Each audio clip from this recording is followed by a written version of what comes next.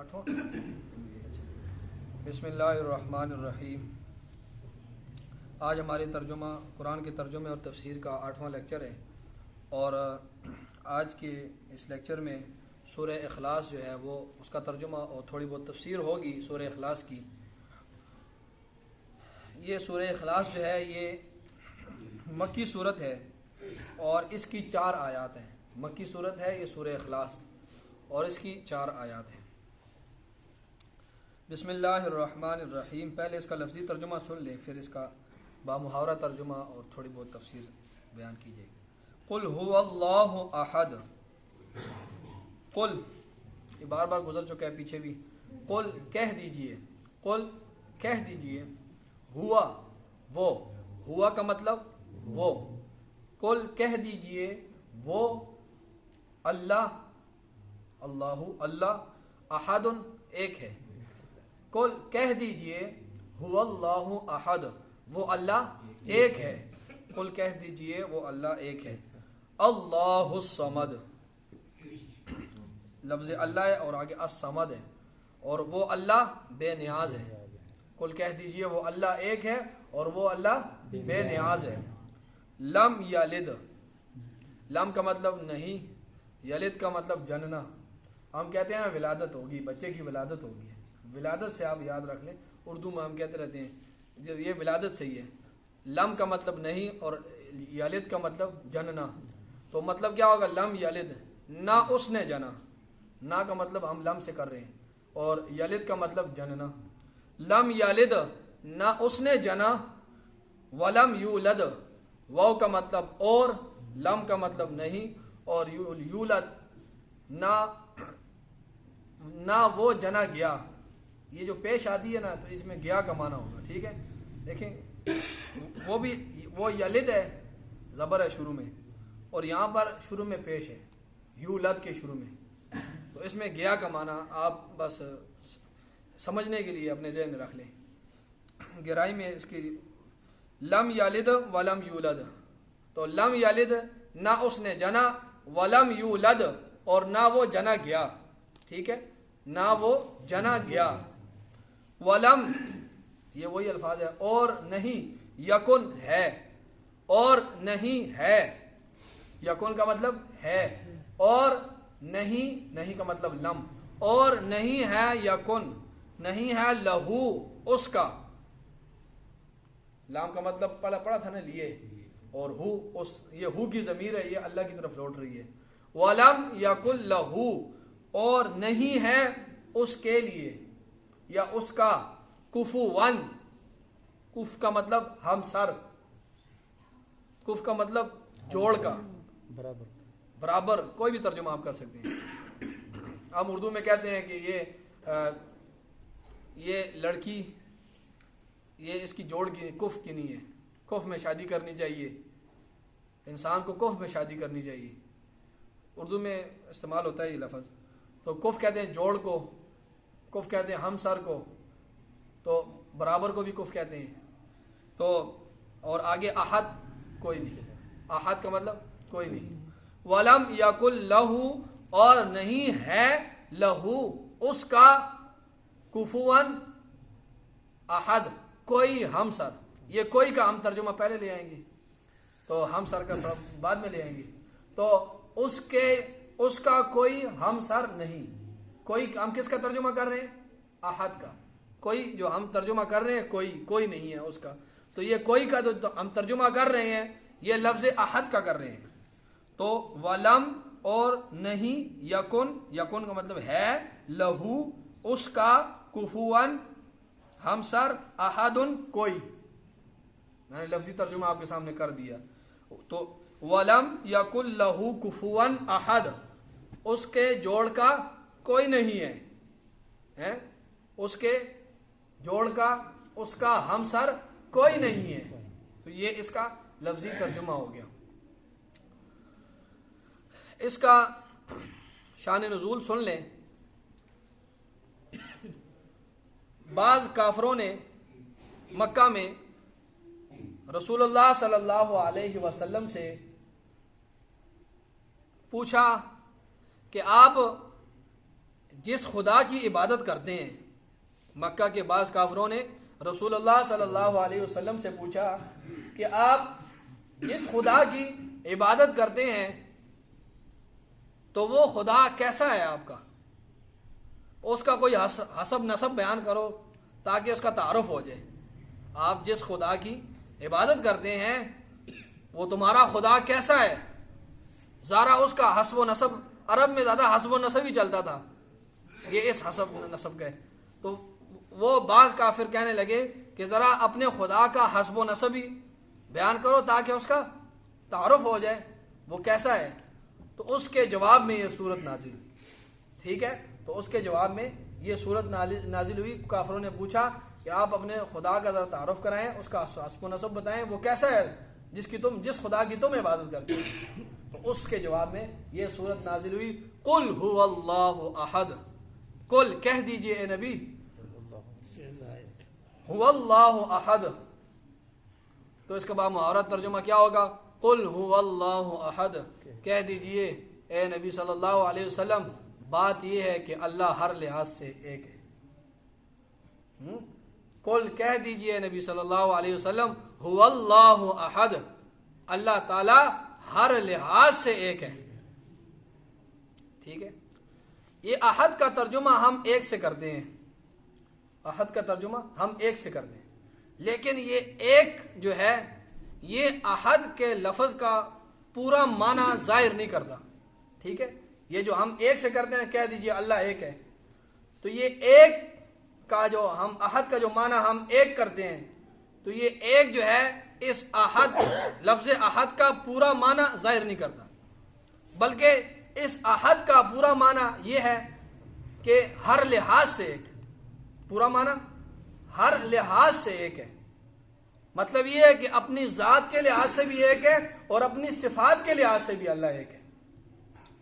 اپنے ذات کے لحاظ سے بھی اس کے اجزاء اور اس کے حصے نہیں ہیں، اور اس کی صفات کسی اور میں نہیں ہے.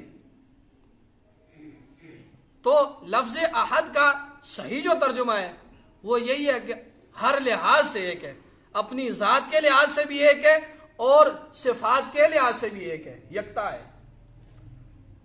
تو پھر اس کا ترجمہ کیا ہوگا؟ قل هو اللہ احد. تقی عثمانی صاحب نے ترجمے میں لکھا قل هو اللہ احد.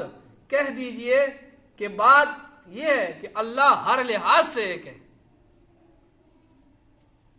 آگے اللہ الصمد، اللہ بے نیاز ہے. اللہ بے نیاز ہے. یہ بے نیاز جو ہم ترجمہ کرتے ہیں صمد کا، یہ ترجمہ بھی اختصار کے پیش نظر کیا جاتا ہے. صمد کا جو ہم ترجمہ بے نیاز کرتے ہیں، یہ مختصر کرنے کے لیے یہاں پر بے نیاز کا ترجمہ لکھ دیا جاتا ہے، وگرنہ صمد کا ترجمہ بے نیاز نہیں ہے. بے نیاز کا مطلب کیا ہے؟ بے نیاز اسے کہتے ہیں جسے جو کسی کا بھی محتاج نہ ہو. بے نیاز کسے کہتے ہیں؟ جو کسی کا بھی محتاج نہ ہو، تو اس کو بے نیاز کہتے ہیں. اور صمد کسے کہتے ہیں؟ صمد اسے کہتے ہیں کہ سارے اس کے محتاج ہوں، وہ کسی کا محتاج نہ ہو. سارے اس کے محتاج ہوں، وہ کسی کا محتاج نہ ہو. تو یہ جو بے نیاز کا مطلب ہے نا، یہ ایک معنی کو تو ظاہر کرتا ہے، ایک پہلو کو تو ظاہر کرتا ہے کہ وہ کسی کا محتاج نہیں ہے. لیکن یہ جو بے نیاز کا لفظ ہے اردو کا، یہ دوسرے پہلو کو ظاہر نہیں کرتا کہ سب اس کے محتاج ہیں. تو صمد کا جو لفظ ہے یہ اختصار کے پیش نظر بے نیاز اس کا ترجمہ کیا جاتا ہے. اصل ترجمہ یہ ہے کہ اللہ ایسا ہے، اللہ صمد، اللہ ایسا ہے کہ سب اس کے محتاج ہیں، وہ کسی کا محتاج نہیں. یہ صحیح ترجمہ اس کا مطلب. اللہ ایسا ہے کہ سب اس کے محتاج ہیں، وہ کسی کا محتاج نہیں ہے. آگے لم یلد،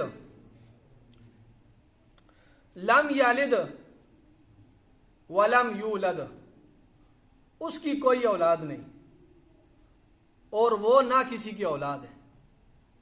مطلب وہ یہ، نہ اس نے کسی کو جنا، نہ وہ کسی سے جنا گیا، نہ اس کی کوئی اولاد ہے، نہ وہ کسی کی اولاد ہے. مشرکین مکہ کہا کرتے تھے کہ یہ جو فرشتے ہیں یہ اللہ کی بیٹیاں ہیں، یہ فرشتے اللہ کی بیٹیاں ہیں، اور عیسائی کہتے تھے کہ یہ عیسیٰ علیہ الصلوۃ والسلام اللہ کا بیٹا ہے، اور بعض یہودی کہتے تھے کہ عزیر علیہ الصلوۃ والسلام یہ اللہ کا بیٹا ہے۔ تو اس لم یلد ولم یولد میں ان تینوں عقیدوں کی نفی کی گئی کہ نہ اس نے کسی کو جنا ہے، نہ وہ کسی سے جنا گیا ہے، نہ اس کی کوئی اولاد ہے، نہ وہ کسی کی اولاد ہے۔ اور چوتھی آیت ہے وَلَمْ يَكُنْ لَهُ كُفُوًا أَحَدٌ، اس کے جوڑ کا بھی کوئی نہیں ہے، اس کے جوڑ کا بھی کوئی نہیں ہے، یعنی کوئی معاملہ کوئی بھی ایسا معاملہ نہیں ہے کہ کوئی بھی شخص اس معاملے میں اس کا ہم پلہ ہو، ہم سر ہو، اس کا برابر ہو، کسی بھی معاملے میں اس کے جوڑ کا کوئی نہیں ہے، اس کا ہم سر کوئی نہیں ہے۔ تو ٹھیک ہے، تو یہ اس چھوٹی سی صورت میں عقیدہ توحید کو انتہائی جامع انداز میں بیان کیا گیا۔ اس چھوٹی سی صورت میں عقیدہ توحید کو نہایت جامع انداز میں بیان کیا گیا۔ قل هو اللہ احد، کہہ دیجئے کہ بات تو یہ ہے کہ اللہ ہر لحاظ سے ایک ہے۔ اس میں ان لوگوں کا رد کیا گیا جو ایک خدا سے زیادہ خداؤں کے قائل ہیں، ایک سے زیادہ خداؤں کے جو قائل ہیں ان کا رد اس پہلے آیت میں کیا گیا۔ ٹھیک ہے، اب اس کی جامعیت آپ دیکھیں اس صورت کی، میں نے کہا نا یہ عقیدہ توحید کے بارے میں انتہائی جامع صورت ہے۔ تو پہلی آیت میں ان لوگوں کا رد کیا گیا جو ایک سے زیادہ خداؤں کے قائل ہیں۔ اللہ الصمد، اللہ ایسا ہے کہ سب اس کے محتاج ہیں، وہ کسی کا محتاج نہیں ہے۔ اس میں ان لوگوں کی نفی کی گئی ہے، ان لوگوں کا رد کیا گیا جو اللہ کو ماننے کے باوجود کسی اور کو بھی مشکل کشا، حاجت روا اور کارساز مانتے ہیں۔ تو اس میں ان لوگوں کی نفی کی گئی ہے، اللہ کو مانتے ہیں لیکن اور کسی کو بھی مشکل کشا، حاجت روا، کارساز مانتے ہیں۔ تو فرمایا اللہ الصمد، اللہ ایسی ذات ہے کہ سب اس کے محتاج ہیں، وہ کسی کا محتاج نہیں ہے۔ تو ان لوگوں کا رد کر دیا گیا۔ آگے لم یلد ولم یولد، نہ اس کی کوئی اولاد ہے نہ وہ کسی کی اولاد ہے۔ تو اس آیت میں ان لوگوں کا رد کیا گیا جو اللہ تعالیٰ کے لیے اولاد کو ثابت کرتے ہیں، عیسائی، یہودی کے بعض فرقے۔ تو یہ تیسری آیت ان لوگوں کے رد کرتی ہے۔ اور وَلَمْ يَكُنْ لَهُ كُفُوًا أَحَدٌ، اس کے جوڑ کا بھی کوئی نہیں ہے۔ اس آیت میں ان لوگوں کا رد کیا گیا جو اللہ تعالیٰ کی بعض صفات میں کسی اور کے برابری کے بھی قائل ہیں، اللہ کے صفات میں بعض صفات میں کسی اور کے برابری کے بھی قائل ہیں کہ وہ بھی اللہ کے برابر ہیں۔ جیسے بعض مجوسی لوگ ہیں، وہ کہتے ہیں کہ روشنی کا خالق کوئی اور ہے اور اندھیرے کا خالق کوئی اور ہے، بھلائی کا پیدا کرنے والا اور ہے، برائی کا پیدا کرنے والا اور ہے۔ تو اس چوتھی آیت میں ان مجوسیوں کی بھی رد کی گئی۔ تو اس کی جامعیت اس صورت کی آپ دیکھیں، اس چھوٹی سی صورت میں شرک کی جتنی بھی صورتیں تھیں سب کو باطل قرار دے کر خالص توحید کو ثابت کیا گیا۔ اسی وجہ سے اس صورت کا نام سورہ اخلاص ہے۔ سارے شرک کی جتنی بھی صورتیں تھیں سب کو باطل قرار دے کر خالص توحید کو ثابت کیا گیا، اس وجہ سے اس کو صورت کا نام بھی سورہ اخلاص ہے، خالص۔ اور حدیث شریف میں اس صورت کو قرآن کا 1/3 حصہ قرار دیا گیا۔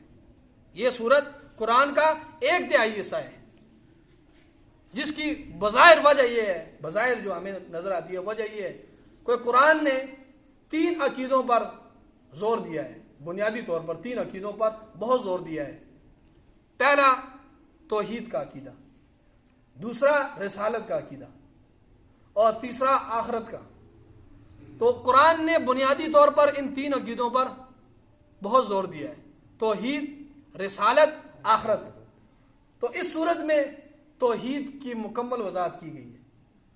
تو حدیث شریف میں کیا ہے کہ یہ قرآن کا 1/3 حصہ ہے، یعنی بظاہر ہمیں وجہ یہ کہ اس میں توحید کی مکمل وضاحت کی ہے، تو یہ قرآن کا 1/3 حصہ ہے۔ اللہ تعالیٰ سے دعا ہے اللہ رب العزت ہم سب کو قرآن سمجھنے کی اور اس کو آگے پھیلانے کی اور اس پر عمل کرنے کی توفیق عطا فرمائے۔